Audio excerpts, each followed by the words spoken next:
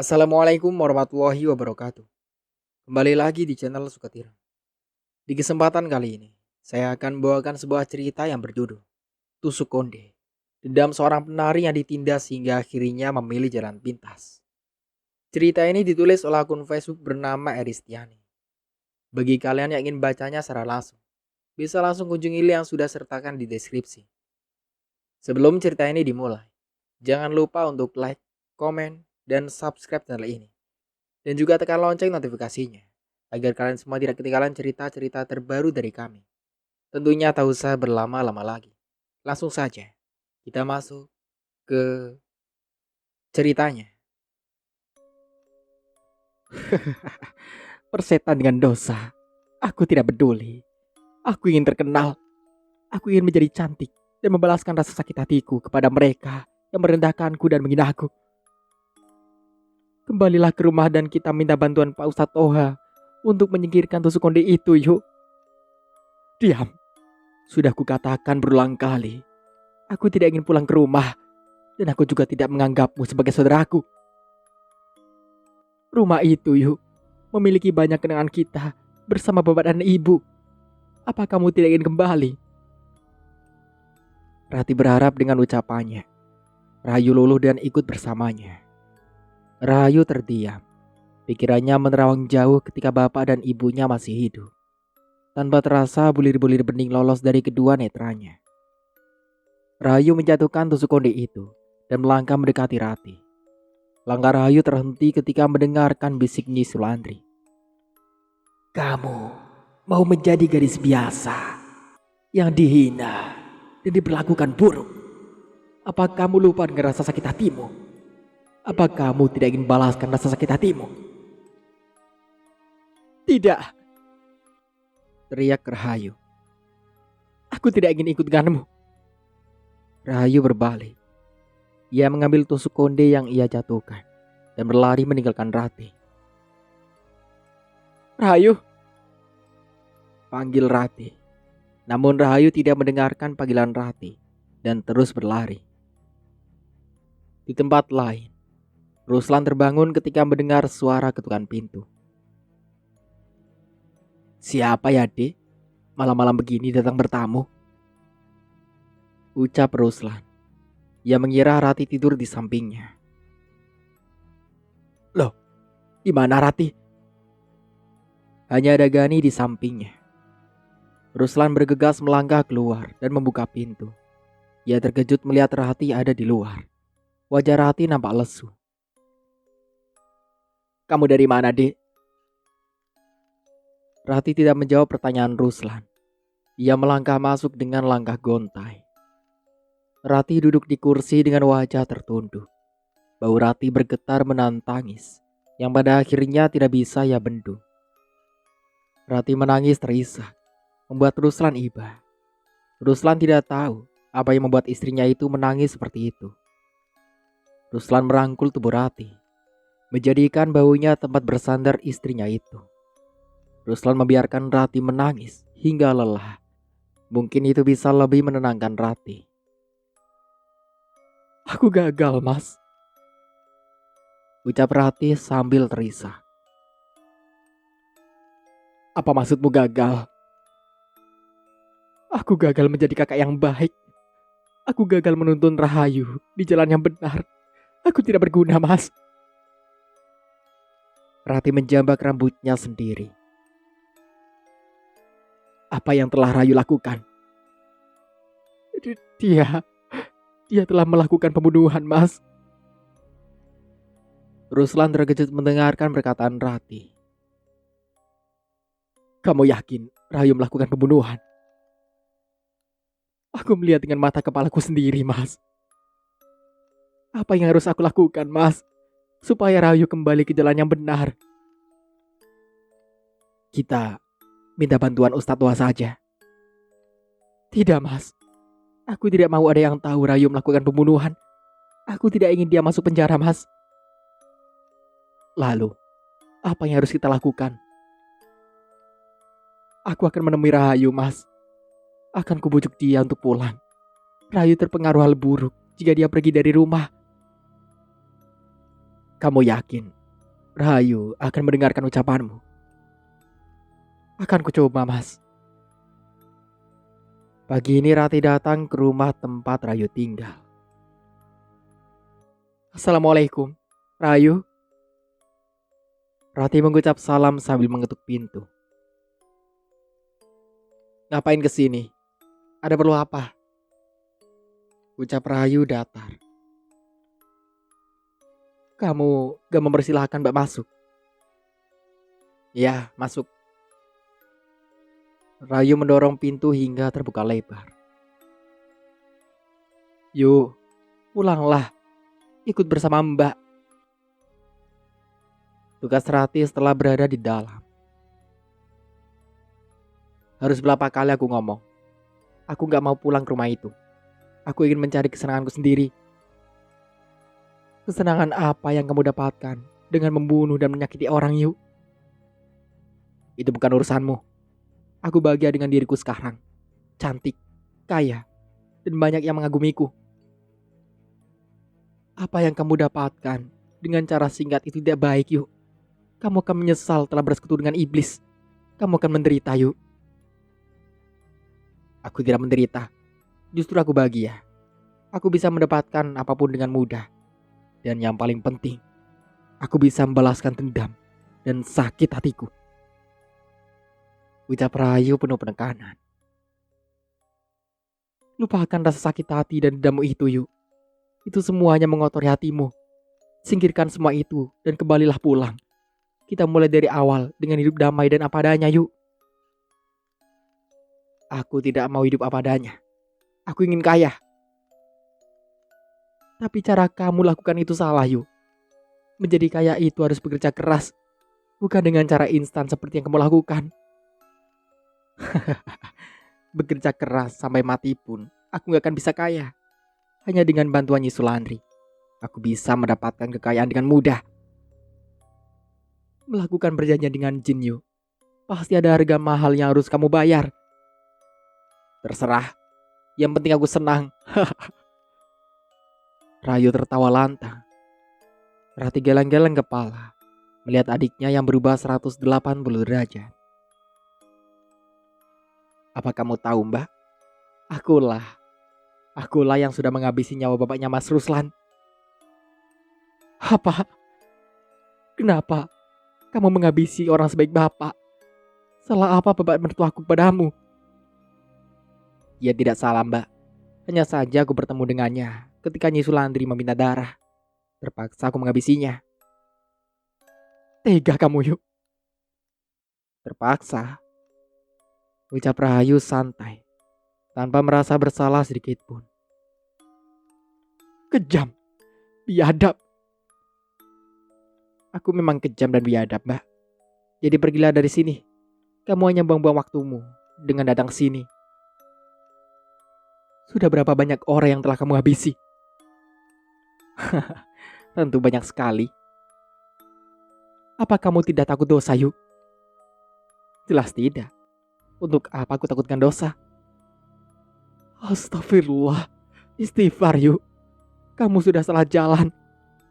Diam. Pergi dari sini sekarang juga. Aku sudah tidak menganggapmu saudara. Teriak Rahayu. Rati meninggalkan Rahayu dengan penuh kemarahan. Adik yang sangat disayanginya berubah menjadi jahat hanya karena harta dan dendam. Sudah hampir 10 tahun lamanya sejak Rati memutuskan untuk tidak memperdulikan Rahayu. Rati tidak mau mendengar lagi nama adiknya itu. Hatinya terlanjur sakit hati dan kecewa dengan apa yang dilakukan Rahayu. Rati menyimpan semua rahasia Rahayu sendiri. Tidak ia ceritakan rahasia adiknya itu kepada Ruslan. Suaminya itu juga pasti akan meradang jika membunuh bapaknya adalah adik iparnya sendiri.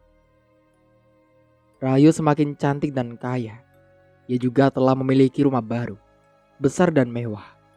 Rahayu terkenal karena kecantikan dan kekayaannya. Ia memiliki banyak pembantu. Rahayu sudah menghabisi satu persatu orang yang telah menyakitinya. Bahkan Rahayu telah mengelabui Baron dan membunuh Asi, kakaknya Baron. Dengan semua yang dimilikinya itu, Rahayu semakin sombong dan angkuh. Ia memandang rendah orang miskin. Rahayu itu makin hari makin cantik ya, celetuk Bu Rami ketika sedang memilih sayuran. Iya, dia itu makin kaya dan cantik. Tapi sayang sekali, dia nggak akur sama Rati. Padahal kan Rati saudara dia satu-satunya. Kasihan, cuma 2 bersaudara saja seperti itu. Dengar-dengar, Rati memutus tali persaudaraan karena Rahayu tidak memberikan sebagian hartanya kepada Rati. Timpal Bu Vina. Astagfirullah Bu, saya nggak pernah meminta sepeser pun harta milik Rahayu. Rati yang baru datang untuk membeli sayuran terkejut mendengar ucapan Bu Vina. Adikmu itu sudah kaya, Tih. Tidak salah kok kamu minta sedikit dari sebagian hartanya yang sangat banyak. Ujar Bu Rami. Betul itu, Tih. Untuk siapa harta yang dimiliki adikmu itu kelak? Apa hanya untuk dikumpulkan saja? Apa nggak kepikiran itu Rahayu buat menikah, Tih? Supaya ada pendamping hidup? Atau malah sudah tidak butuh laki-laki? Tanya sendiri sama Rahayu, Bu. Aku nggak tahu. Jawab Rati asal sambil memilih sayuran. Setelah mendapat sayuran yang dicari, Rati lalu membayar sejumlah uang kepada penjual sayur. Kasihan Rati, hidup sangat sederhana, bagaikan langit dan bumi kehidupan Rati dan Rahayu. Bu Rami menatap kepergian Rati dengan iba. Apa gak ada niat Rahayu mengajak saudara satu-satunya itu tinggal bersamanya? Topik pembicaraan ibu-ibu itu adalah Rahayu. Pak Herman, seorang pengusaha sukses di kota, pindah ke desa untuk menghindari keramaian dan kesibukannya di kota. Pria parubaya itu pindah ke desa bersama istrinya. Perusahaannya yang besar di kota diserahkan kepada Indra, putra semata wayangnya untuk dikelola. Hari ini, Pak Herman meminta sanggar di mana dulu Rahayu berada di sana untuk menghibur sanak saudara dan relasi bisnisnya yang akan datang ke desa.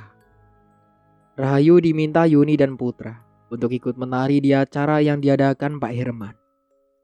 Rahayu awalnya menolak. Ia tidak ingin menari di desanya.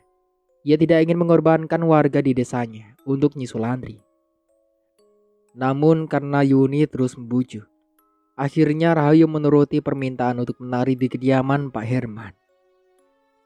Hari di mana Rahayu akan menari di kediaman Pak Herman pun tiba. Ketika Rahayu akan memasuki ruangan tempat dia dan penari lain berias, tidak sengaja Rahayu bertabrakan dengan seorang pemuda tampan. Rahayu merasakan desiran halus di hatinya ketika mata mereka saling beradu. Rasa yang belum pernah ia rasakan sebelumnya. Entah perasaan apa. Tiba waktunya Rahayu menghibur tamu dari Pak Herman. Semua mata terpana melihat kecantikan dan kemahiran Rahayu menari, termasuk pemuda tampan yang bertabrakan dengan Rahayu. Kamu selalu hebat, Yuk. Pak Herman dan tamunya puas dengan penampilanmu. Yuni menepuk bahu Rahayu bangga. Tentu saja, ucap Rahayu dengan angkuhnya. Maaf, apa boleh saya masuk? Seorang pemuda tampan berdiri di depan pintu. Oh, Mas Indra, silakan masuk. Yuni mempersilahkan pria tampan yang ternyata bernama Indra untuk masuk. Boleh, saya berkenalan dengan Mbak cantik yang pandai menari. Maksud pertanyaan Indra ditujukan kepada Rahayu. Boleh, perkenalkan Mas Indra ini Rahayu, penari terbaik kami. Rahayu, ini Mas Indra, putranya Pak Herman. Yuni memperkenalkan Indra kepada Rahayu. Kedua orang itu bersalaman, membuat penari lainnya yang ada di tempat itu menatap iri kepada Rahayu karena bisa berkenalan dengan pria tampan seperti Indra. Hari demi hari kedua orang itu saling menyukai satu sama lain. Rahayu yang biasanya hanya memanfaatkan lelaki, kini timbul benih cinta di hatinya. Rahayu sering tersenyum-senyum sendiri tiap kali memikirkan Indra. Hei Rahayu, ingat perjanjian yang telah kau buat denganku. Jangan pernah jatuh cinta, karena kau tidak bisa menikah. Kuburlah perasaanmu kepada pria itu, atau akan berakibat fatal untukmu sendiri. Nyi Sulandri muncul saat Rahayu sedang tersenyum-senyum memikirkan Indra. Iya Nyi, jawab Rahayu terbata. Ia sedikit terkejut dengan kemunculan Nyi Sulandri secara tiba-tiba. Kalau kau sampai menikah, akan kuhabisi suamimu. Nyi Sulandri lalu menghilang dari hadapan Rahayu. Rahayu dihadapkan pada dilema besar. Ia mulai jatuh cinta kepada Indra, tapi ia juga takut melanggar janjinya kepada Nyi Sulandri. Rahayu, aku sangat mencintaimu. Maukah kamu menikah denganku dan menjadi ibu dari anak-anakku? Sebuah pesan dari Indra. Karena sangat mencintai Indra, Rahayu menerima ajakan Indra untuk menikah. Rahayu melupakan kesepakatan yang telah ia buat dengan Nyi Sulandri dan menikah dengan Indra. Pada hari yang telah ditentukan, kedua sejoli itu akhirnya bersanding di pelaminan. Kedua pasang muda-mudi itu terlihat sangat bahagia. Mereka telah resmi menjadi suami istri. Di balik kebahagiaan itu, ada bahaya yang mengintai mereka. Kamu sudah melupakan perjanjian yang telah kamu terima. Tunggu saja Cahayu, apa yang akan kamu dapatkan dengan mengingkari janjimu. Nyi Sulandri muncul di pantulan cermin ketika Rahayu menghapus riasannya. Maafkan saya Nyi, saya sangat mencintai Indra. Tolong jangan sakiti kami berdua Nyi, biarkan kami bahagia. Saya akan tetap memberikan tumbal darah untuk Nyi Sulandri setiap bulannya. Rahayu merangkupkan kedua tangannya dan memejamkan mata memberikan hormat kepada Nyi Sulandri. Sayang, kamu kenapa? Sebuah tangan kekar melingkar di pinggang Rahayu. Aku enggak apa-apa mas, aku lelah, jawab Rahayu. Ia melepaskan tangan Indra yang melingkar di pinggangnya dan pergi ke tempat tidur. Indra membujuk Rahayu melakukan ritual malam pertama. Namun Rahayu menolaknya dengan alasan lelah. Hati Rahayu tidak tenang memikirkan perkataan Nyi Sulandri. Hingga malam pertama, kedua suami istri itu terlewat. Malam kedua Indra membujuk Rahayu, namun istrinya itu tetap menolaknya. Hingga malam seterusnya. Di malam ketujuh Indra berhasil membujuk Rahayu. Hingga pasangan itu melakukan hubungan suami istri. Pagi hari Rahayu bangun. Dilihatnya Indra masih tertidur di sampingnya dengan bertelanjang dada. Rahayu tersenyum membayangkan apa yang terjadi semalam. Ia turun dari tempat tidur dan berjalan ke kamar mandi. Rahayu keluar dari kamar mandi dengan rambut basah. Dikeringkannya rambutnya yang basah dengan herder. Setelah itu Rahayu menghampiri Indra yang masih tidur. Mas Indra, bangun mas. Rahayu berbisik di telinga Indra. Tak ada respon. Indra masih bergeming. Rahayu mulai panik. Suaminya itu tidak kunjung bangun. Mas Indra, mas. Rahayu mengguncang-guncangkan tubuh Indra dengan keras. Tetap tidak ada respon. Rahayu panik. Ia membuka pintu dan berlari memanggil kedua mertuanya. Ibu, bapak. Ada apa yuk? Bu Hanin menghampiri Rahayu. Mas Indra bu, Mas Indra nggak bangun-bangun. Ucap Rahayu terguguh. Ada apa ini? Pak Herman yang baru pulang jalan-jalan terkejut melihat Rahayu menangis. Mas Indra pak. Kenapa dengan Indra? Pak Herman menatap tajam Rahayu. Mas Indra tidak bangun-bangun dari tidurnya pak. Apa? Pak Herman berjalan cepat ke kamar Rahayu dan Indra. diikuti Bu Hanin dan Rahayu. Pak Herman membangunkan putra semata wayangnya. Namun percuma saja, Indra tidak kunjung bangun. Pak Herman sampai meminta dokter yang ada di desa untuk memeriksa Indra. "Maaf Pak Herman, Mas Indra sudah tiada," ucap dokter setelah memeriksa keadaan Indra.